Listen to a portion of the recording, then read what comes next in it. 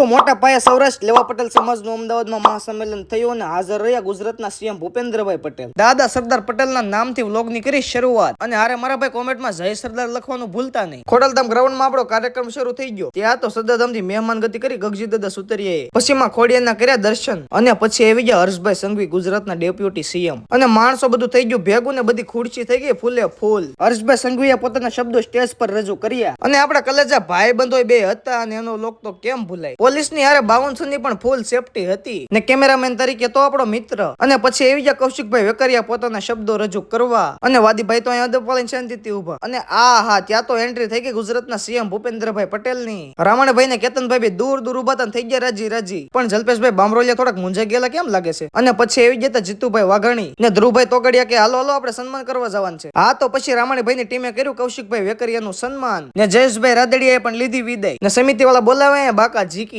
અને અમારા ન્યૂઝ વાળાને તો કેમ ભૂલાય. પછી બધાએ ભેગા થઈને કરીમાં ખોડિયારની આરતી. પિયુષભાઈ રામાણી એના ભાઈબંધની બે ઉભા હતા. જીતુભાઈ વાઘાણી અને કૌશિકભાઈ વેકરિયાએ લીધી વિદાય ને પછી બધા પાડી નાખ્યો ફોટો. આપણો મસ્ત મજાનો કાર્યક્રમ ફાઇનલી પૂરો થઈ ગયો ને બધા બેઠા શાંતિથી.